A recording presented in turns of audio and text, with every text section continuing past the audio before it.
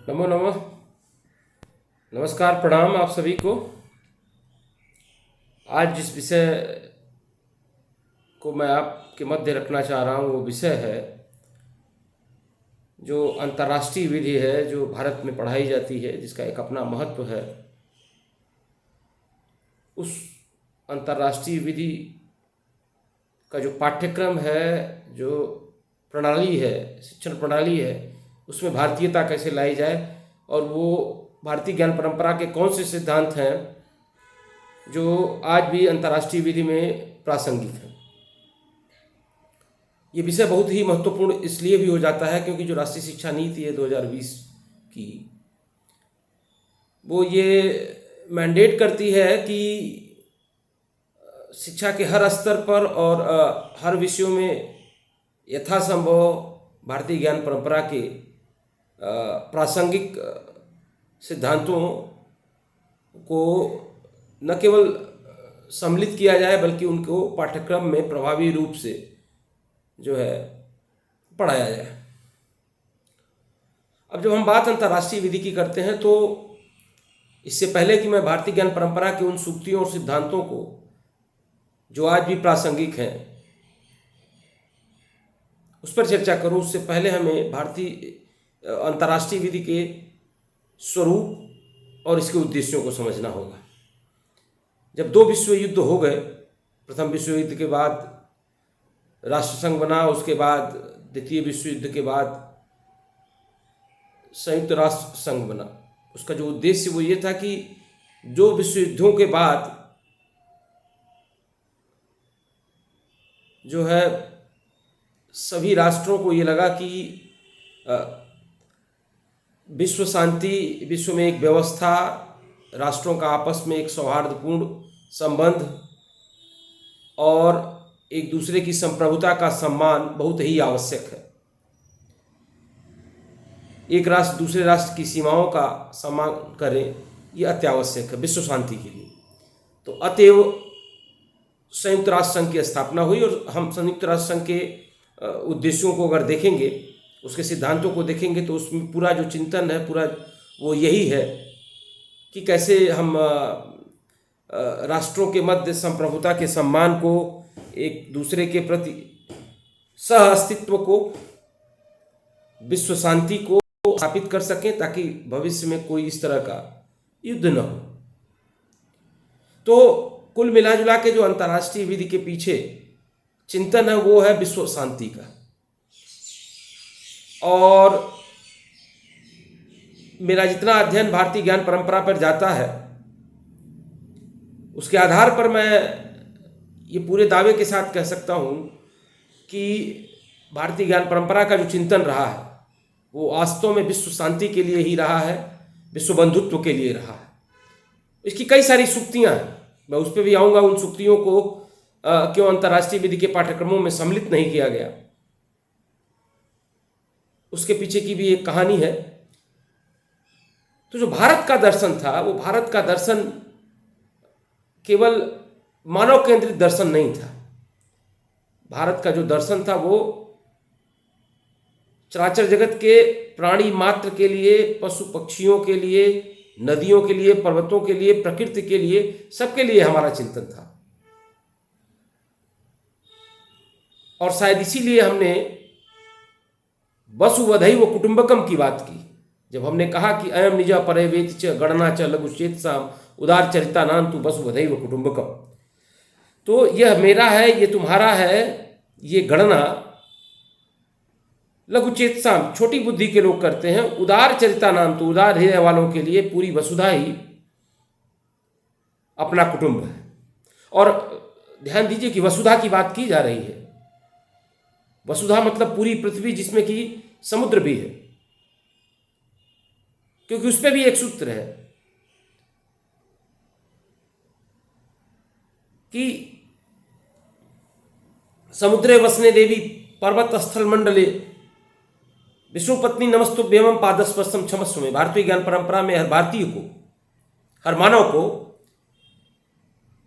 उस वसुधा को, उस धरती को, माँ को प्रणाम करके अपनी दिनचर्या शुरू करनी चाहिए, जो समुद्र को एक कपड़े के रूप में धारण करती है, जिसके मस्तक पर पर्वत है और जो भगवान विष्णु की पत्नी है, और चूंकि उस पर पैर रख के हम पूरी अपनी दिनचर्या के कार्य करते हैं, तो ऐसी पृथ्वी को दिनचर्या के शुरू होने पर ही हम प्रणाम करके उससे क्षमा मांगते हैं।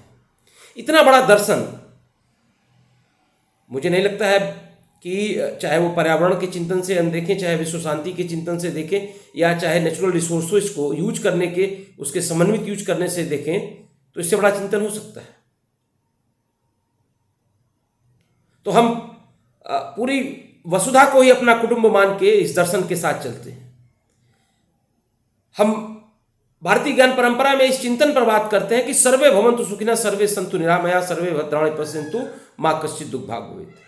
तो हम सबकी शांति की, सबके दुखों को दूर करने की बात करते हैं, और सब में प्राणी मात्र आता है, पशु पक्षी आते हैं, पर्वत, नदी, प्रकृति आती है।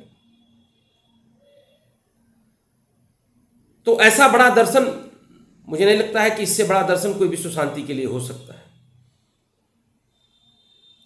साथ ही साथ आपको एक और मैं सूक्ति बताना चाहूंगा। न तो हम कामये राज्यम न स्वर्गम न पुनर्भवम, कामये दुख ताप्ता नाम प्राणी नामार्ति नाशनम। तो मुझे किसी राज्य की कामना नहीं है, न कि स्वर्ग की कामना है। न तो हम कामये राज्यम न स्वर्गम न पुनर्भवम, न ही पुनर्जन्म की कामना है। कामये दुख ताप्ता नाम प्राणी नामार्ति नाशनम, मैं प्राणी मात्र के दुखों को दूर कर सकूं, ऐसी मेरी कामना है। ऐसा चिंतन है एक मनुष्य के लिए भारतीय ज्ञान परंपरा में। तो आप कल्पना करिए कि अगर ऐसा चिंतन पूरे विश्व का हो जाए, तो हमारे अंदर कोई बंटवारा नहीं रहेगा। विश्व बंधुत्व की भावना इससे बेहतर तरीके से हमारे बीच स्थापित नहीं हो सकती है। फिर हमारा आपस में कोई वैर नहीं रहेगा, वो चाहे राष्ट्र की सीमाओं को लेके हो, चाहे वो जल के विवाद को लेके हो, चाहे समुद्रों में जो प्राकृतिक रिसोर्सेज हैं उनके एक्सप्लॉयटेशन को लेके हो। क्योंकि जितना भी अंतर्राष्ट्रीय कानून बनाया गया है, इन्हीं सारी चीजों को दृष्टिगत रखते हुए बनाया गया है। हमारे बीच सबसे बड़ी बात है कि युद्ध नहीं होंगे।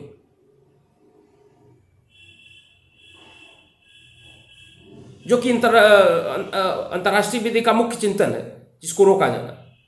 युद्ध को लेके भी हम अगर रामायण और महाभारत के युद्धों को देखेंगे, तो युद्ध हमारा अंतिम विकल्प होता था।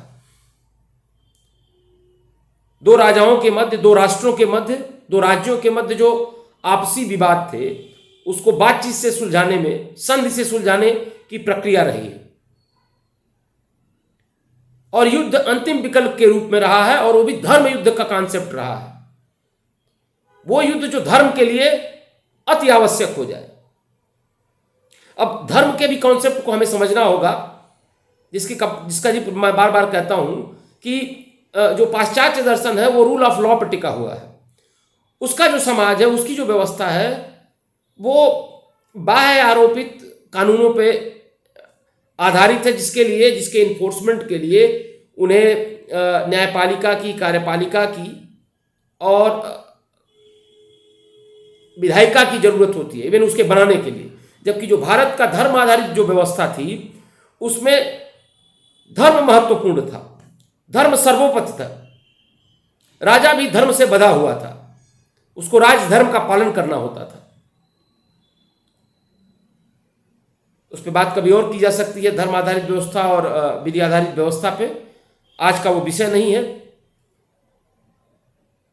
आज जो मैं बात करना चाहूंगा वो बेसिकली कि अगर हम अंतर्राष्ट्रीय विधि में अगर भारतीयता के प्रिंसिपलों को कैसे सम्मिलित करें। एक और बात मैं कहूंगा कि जब हम अंतर्राष्ट्रीय विधि के स्रोत की बात करते हैं, मैंने उद्देश्य पे बात की, स्रोत पे जब हम बात करते हैं, तो जो अंतर्राष्ट्रीय न्यायालय का इंस्टीट्यूट है, उसका अनुच्छेद 38 ये बताता है कि अंतर्राष्ट्रीय विधि के स्रोत क्या होंगे। उन स्रोतों में एक जो प्रमुख स्रोत है वो principles recognised by civilised nation. तो केवल सिविलाइज्ड नेशन के सिद्धांत ही जो रिकॉग्नाइज्ड है वही अंतर्राष्ट्रीय विधि के स्रोत हो सकते हैं। तो भारत को कतिपय कारणों से एक सिविलाइज्ड नेशन नहीं माना गया, इसलिए उसके सिद्धांतों को भी अंतर्राष्ट्रीय विधि का स्रोत नहीं माना गया और ये काफी लंबे समय तक चला। और आज भी अंतर्राष्ट्रीय विधि के जो विद्वान हैं, कुछ अपवादों को छोड़ दें तो हम उन सिद्धांतों की चर्चा अपने क्लासरूम टीचिंग में या अपने रिसर्च में करते नहीं हैं जो अंतर्राष्ट्रीय विधि में आज भी प्रासंगिक हो सकते हैं, जिसके कुछ सिद्धांतों की मैंने चर्चा अपने वीडियो के शुरू में की, अंतर्राष्ट्रीय विधि के उद्देश्यों को परिलक्षित करते हुए। इसी के साथ जब हम बात करते हैं कि डिफिनीशन ऑफ इंटरनेशनल लॉ की, जो कि पहला विषय होता है जब हम अंतर्राष्ट्रीय विधि को पढ़ाते हैं, तो क्या परिभाषा दी जाए अंतर्राष्ट्रीय विधि की। उसमें जो प्रमुख जो परिभाषाएं हैं उसमें ये होता है कि अंतर्राष्ट्रीय विधि केवल राष्ट्रों के बीच संबंधों को रेगुलेट करने का संबंध है, या एक दूसरा जो ग्रुप ऑफ स्कॉलर्स है वो ये कहता है कि ये केवल राष्ट्रों के बीच के संबंध नहीं है, अदर देन जो स्टेट फैक्टर्स हैं, जो अंतर्राष्ट्रीय संस्थाएं हैं, इवन व्यक्ति भी अंतर्राष्ट्रीय जो है विधि का विषय है। तो ये दो बातें हैं, इस पे स्टार्क और ओपेनहाइम और अन्य विद्वानों की जो परिभाषा है उस पर जो है चर्चा और परिचर्चा होती रहती है जब हम क्लास में पढ़ाते हैं। भारत का जो चिंतन रहा है उसमें जो राष्ट्र की संकल्पना रही है, अगर हम इसी पे चलते हैं तो भारत एक सांस्कृतिक राष्ट्र है, न कि एक राजनीतिक राष्ट्र है।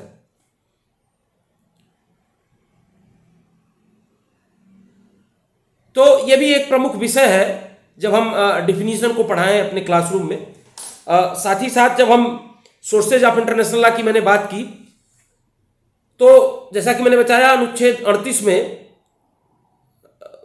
जो अंतर्राष्ट्रीय विधि का इंस्टीट्यूट है, तो वहां पढ़ाते वक्त क्या हम इन सिद्धांतों को, चाहे वो सर्वे भवन्तु सुखिनः का सिद्धांत हो, चाहे वसुधैव कुटुंबकम का सिद्धांत हो, चाहे वो हम इस सिद्धांत को बताएं कि जहां भारत का जो दर्शन है, जो चिंतन है, वो केवल व्यक्ति आधारित, मनुष्य आधारित न होके बल्कि प्राणी मात्र की कल्याण की, प्रकृति के कल्याण की, विश्व शांति की और सद्भाव की बात करता है। मैं एक लोक ज्ञान से आपको उदाहरण दूंगा कि जब कभी हम कोई मांगलिक कार्य करते हैं तो उसके अंत में, क्योंकि लोक ज्ञान के भी कई सारी प्रथाएं हैं जो अंतर्राष्ट्रीय विधि में पढ़ाई जानी चाहिए मेरी समझ से, तो उसमें उस मांगलिक कार्य के अंत में हम एक जयघोष करते हैं, वो कि धर्म की जय हो और अधर्म का नाश हो। तो ये धर्म जो है, धारयति इति धर्म, वो सारी चीजों की जय हो जो मानव कल्याण के लिए, विश्व कल्याण के लिए आवश्यक है। क्योंकि उसमें अगली जो सूक्ति आती है, विश्व का कल्याण हो, उसकी बात जो आती है, बात प्राणियों में सद्भावना हो। सो धर्म की जय हो, विश्व का कल्याण हो, प्राणियों में सद्भावना हो। ये वो जय घोष है जो किसी भी मांगलिक कार्य के बाद भारत में पारंपरिक रूप से हर घर में, हर अनुष्ठान में, वो चाहे सामूहिक अनुष्ठान हो या व्यक्तिगत अनुष्ठान हो, इस जय घोषों को दोहराया जाता है। तो वही बात मैं जो कहना चाह रहा था कि ये भारत के चिंतन में है, विश्व शांति, विश्व कल्याण और प्राणियों की सद्भावना की बात। मैंने डिफिनीशन पे बात की, सोर्सेज पे बात की, और एक बात आती है कि what should be the responsibility of the state, state responsibility against each other. इसको मैं इस तरह से कह दूंगा कि what should be the duty of one state against the other. एक राष्ट्र का दूसरे राष्ट्र के प्रति क्या धर्म होना चाहिए। तो कर्तव्य से बड़ा धर्म का जो चिंतन है, एक राष्ट्र का दूसरे राष्ट्र के प्रति। एक प्रचलित कहानी है कि जब सिकंदर ने पोरस को पकड़ा, राजा को, तो उसने पूछा कि भाई तुम्हारे साथ कैसा व्यवहार किया जाना चाहिए। तो उसने उत्तर दिया कि एक राजा जैसे राजा के साथ व्यवहार करता है। तो इस सूक्ति से हम एक बात समझ सकते हैं कि जो है, अच्छा, दूसरी बात जो रिलेशनशिप बिटवीन इंटरनेशनल लॉ और म्युनिसिपल लॉ का टॉपिक आता है, जहां दो सिद्धांत काम करते हैं कि अंतर्राष्ट्रीय विधि और जो म्युनिसिपल लॉ है, जो डोमेस्टिक लॉ है, दोनों दो विभिन्न व्यवस्थाएं हैं। और जब भारत का चिंतन देखेंगे तो यहाँ चूंकि विश्व कल्याण और प्राणियों के कल्याण और प्रकृति के कल्याण की हम बात करते हैं, तो अतएव यह जो है अंतर्राष्ट्रीय विधि को और जो हमारा डोमेस्टिक लॉ है उसको भिन्न व्यवस्था नहीं मानता है, दोनों एक समेकित व्यवस्था मानता है, मोनोइज्म में विश्वास करता है, न कि ड्यूलिज्म में। इस पर आपकी सहमति असहमति हो सकती है विद्वानों की, इस पर कभी परिचर्चा कर सकते हैं। साथ ही साथ जब हम बात करते हैं sovereign diplomatic and consular relationships की अंतर्राष्ट्रीय विधि के पठन पाठन में, तो वहां एक विषय आता है कि protection of ambassadors, diplomatic immunity जिसे हम कहते हैं। आपके ये मैं चर्चा करना चाहूंगा भारतीय ज्ञान परंपरा के एक दृष्टांत से कि जब रावण की सभा में ये निर्धारित हो गया कि हनुमान जी ने लंका में काफ़ी सारा डिस्ट्रक्शन किया है, तो अब उनको मृत्युदंड दिया जाए। उसी समय विभीषण, जो कि रावण के दरबार का एक प्रमुख मंत्री है, वो प्रवेश करता है और ये कहता है नीति विरुद्ध न मारे दूता, ये नीति के विरुद्ध है दूत को मारना। और शायद Vienna convention on diplomatic immunity जो है, जो सारा डिप्लोमेटिक इम्यूनिटी प्रोवाइड करती है और काउंसलर एक्सेस, क्षमा करिएगा, वो भी शायद इसी सिद्धांतों की बात करती है। साथ ही साथ मैसेंजर और एम्बेसडर में क्या डिफरेंस है? तो जब हनुमान जी गए और अंगद गए, तो कौन मैसेंजर था कौन दूत था, इसकी पूरी चर्चा है। वीडियो की चूंकि अपनी सीमा है, मैं उस पर नहीं जाऊंगा, तो इसकी भी पूरी चर्चा है। साथ ही साथ डिटरेंस की बात, अंतर्राष्ट्रीय विधि में खास करके युद्ध से पहले राष्ट्र एक दूसरे राष्ट्रों के प्रति डिटरेंस का इस्तेमाल करते हैं, लॉ ऑफ डिटरेंस का। जब समुद्र अपने उफान पर था और भगवान राम को प्रवेश करना था लंका में अपनी वानरी सेना के साथ, तो उन्होंने लगभग 3 दिनों तक अनुग्रह किया, फिर भी समुद्र शांत नहीं हो रहा था। और उस समय भगवान राम ने अपने छोटे भाई लक्ष्मण को संबोधित करते हुए, गोस्वामी जी लिखते हैं कि बिना न माने जलद जड़ गए 3 दिन बीत, बोले राम सकोप तब बिनु भय होए न प्रीति। तो ये जो बिनु भय होए न प्रीति, शायद यही लॉ ऑफ डिटरेंस है। तो इसका भी हम दृष्टांत दे सकते हैं अपनी क्लासरूम टीचिंग में। साथ ही साथ जब हम चाणक्य का दिया गया जो राजधर्म का सिद्धांत है और जो युधिष्ठिर को भीष्म ने बताया है, वो सारे राज्य धर्म के राजा का जो एक धर्म है, जो राष्ट्र प्रमुख का एक धर्म है, दूसरे की संप्रभुता का सम्मान करना, दूसरे का सम्मान करना, सोवरेन इक्वलिटी के सिद्धांत को हम इससे कोरिलेट कर सकते हैं। साथ ही साथ जब हम बात करते हैं लॉ ऑफ द वॉर की, इंटरनेशनल ह्यूमैनिटेरियन लॉ, तो वहां पर भी हम जो लॉ ऑफ वॉर रामायण और महाभारत का था, खास करके महाभारत का जो लॉ ऑफ वॉर था, जिसमें ऐसा था कि स्त्रियों पर और शिशुओं पर कोई अटैक नहीं किया जाएगा। आप देखेंगे तो भारत में जो युद्ध हुए हैं वो मैदानों में हुए हैं, खेतों में नहीं हुए हैं, रिहायशी इलाकों में नहीं हुए हैं, आबादी में नहीं हुए हैं। साथ ही साथ आज भी हमारे यहाँ ये सिद्धांत है कि निहत्थे पे वार नहीं किया जाता है। साथ ही साथ ये भी सिद्धांत है कि शरणागत की रक्षा करना सबसे बड़ा धर्म माना जाता है। साथ ही साथ ये भी है कि युद्ध हमेशा और दुश्मनी हमेशा बराबरी के लोगों में की जाती है। तो रथी रथी से ही लड़ेगा, पैदल सैनिक से ही लड़ेगा, महारथी महारथी से ही लड़ेगा, सेनापति सेनापति से ही लड़ेगा और राजा राजा से ही लड़ेगा। ये सारे सिद्धांत हैं। 18 दिनों तक महाभारत का युद्ध चला। शंखनाद से शुरू होता था, सूर्योदय से और सूर्यास्त तक बंद हो जाता था। और उसके बाद युद्ध की ऐसी परंपरा विश्व में शायद ही कहीं देखने को मिले, जहां दोनों विपक्षी शाम को एक दूसरे के शिविरों में जाके एक दूसरे का हाल चाल लेते थे। दोनों तरफ के घायल लोगों को देखने सुनने के लिए, उन्हें पानी पिलाने के लिए, उन्हें उनका उपचार करने के लिए वैद्य दोनों तरफ से जाते थे। ऐसी युद्ध की सुदृढ़ परंपरा। और यकीन मानिए कि ये जो दोनों युद्ध थे वो अति आवश्यक थे। अगर हम महाभारत को देखते हैं तो जब युद्ध ही अंतिम विकल्प था, क्योंकि अंतिम जो प्रस्ताव रखा गया पांडवों की तरफ से भगवान कृष्ण के माध्यम से कि रखो अपनी धरती तमाम, बस दे दो अपना 5 ग्राम। दुर्योधन वो भी कर न सका, आशीष समाज की लेख न सका। दुर्योधन हरि को बांधने चला, जो था असाध्य उसे साधने चला।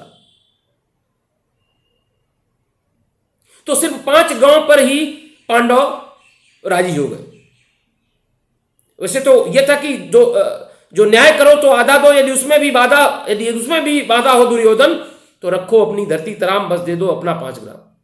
तो सोचिए कि युद्ध को का बहिष्कार करने के लिए, युद्ध को अवॉइड करने के लिए इतना बड़ा चिंतन, पांडव जो हर तरह से सक्षम थे, जिनकी तरफ योगेश्वर कृष्ण थे, फिर भी युद्ध को अंतिम विकल्प के रूप में चुना गया, क्योंकि अब वो धर्म युद्ध हो गया था। युद्ध के अतिरिक्त कोई संभावना नहीं थी। तो इस तरह से इसके बाद एक और हम अंतर्राष्ट्रीय विधि में जो पर्यावरण की विधि आती है, उसको लेके जो मैं चिंतन करूंगा वो ये है कि पर्यावरण को लेके भारतीय ज्ञान परंपरा में आप सोचिए इस तरह से कि पृथिव्याम तृण रत्नानि अन्नम जलम सुभाषितम, ये एक सूक्ति है जो ये कहती है कि पृथ्वी पर केवल 3 ही रत्न हैं, अन्न, जल और सुभाषित, अच्छे वचन। उसके अलावा सब मूढ़ पाषाण खंडेशु, मूर्ख लोगों ने पत्थर के टुकड़ों को, नीलम, हीरा, इन सब चीजों को पाषाण खंडेशु रत्न संज्ञा प्रसिद्धते, रत्न की संज्ञा दी है। इसके अलावा जब हम शांति पाठ करते हैं, ओम दौ शांति, अंतरिक्ष शांति, विश्व शांति, वनस्पति शांति, तो हम विश्व की शांति की, अंतरिक्ष की शांति की, वनस्पतियों की शांति की बात करते हैं। साथ ही साथ जो भारत में लोकाचार है, प्रकृति को लेके, व्यक्ति और प्रकृति का जो संबंध है, प्रकृति को हमने पूजा है, तो पर्यावरण संरक्षण का इससे बड़ा कोई चिंतन नहीं हो सकता है। चूंकि वीडियो काफी लंबा होगा, एक वीडियो में सारी बातें रख पाना संभव नहीं था। आज ऐसे ही जो विचार मेरे मन में रैंडमली आए, उन बातों को मैंने रखा। शायद ये कुछ बिंदु जो मैंने दिया है वो भारतीय ज्ञान परंपरा को अंतर्राष्ट्रीय विधि में क्रियान्वित करने के लिए, खास करके राष्ट्रीय शिक्षा नीति 2020 को दृष्टिगत रखते हुए, आशा है कि ये लाभकारी सिद्ध होंगे और ये अनुरूप होंगे। और इन्हीं शब्दों के साथ मैं आज के अपने इस वक्तव्य को समाप्त करूंगा और अंतर्राष्ट्रीय विधि के पठन पाठन में सम्मिलित सभी विधि विशेषज्ञों से, विधि के छात्रों से मेरा ये अनुरोध रहेगा कि जब कभी भी हम अंतर्राष्ट्रीय विधि में कोई शोध कार्य प्रारंभ करें, उसका पठन पाठन आरंभ करें, तो हम इस विषय पर भी विचार करें, कोई भी लेख आलेख लिखने से पहले, कि क्या भारत में इस विधि को लेके, भारत के दर्शन में जो खट दर्शन है, भारत का जो लोकाचार है, भारत का जो लोक ज्ञान है, भारत का जो अपना ज्ञान है जो श्रुतियों में, स्मृतियों में, उसमें चाहे हम किसी विषय पर, चाहे सोर्सेज ऑफ इंटरनेशनल लॉ या डिप्लोमेटिक रिलेशन को लेके, चाहे वो डिफिनीशन ऑफ इंटरनेशनल लॉ, या whether international law is a weak law और whether international law and domestic law is a single law और टू डिफरेंट, मतलब वेदर मोनोइज्म और ड्यूइज्म, इन सारी बातों का चिंतन करने पर, कि इन बिंदुओं पर भी हम विचार करें, और तो मुझे लगता है कि हमारा शोध काफ़ी प्रभावी होगा, हमारा पठन पाठन काफ़ी प्रभावी होगा। इन्हीं शब्दों के साथ आज के इस वीडियो को मैं समाप्त करूंगा और आगे फिर एक विषय के साथ मैं आपके मध्य आऊँगा। और चलते चलते बस मैं इतना ही कहूँगा कि भारत में के ज्ञान परंपरा में ऐसी कई सारी सुभाषित, ऐसी कई सारी जो सूक्तियाँ हैं जो आज के अंतर्राष्ट्रीय विधि के सिद्धांतों के लिए प्रासंगिक हो सकती हैं। जैसा कि मैंने अपने वीडियो में चर्चा की, आने वाले दिनों में यथासंभव उनकी समय समय पर मैं चर्चा करता रहूँगा और आशा करता हूँ कि ये वीडियो आपको पसंद आएगा। और इन्हीं शब्दों के साथ आप सबको मेरा पुनः एक बार प्रणाम। जय हिंद, जय भारत।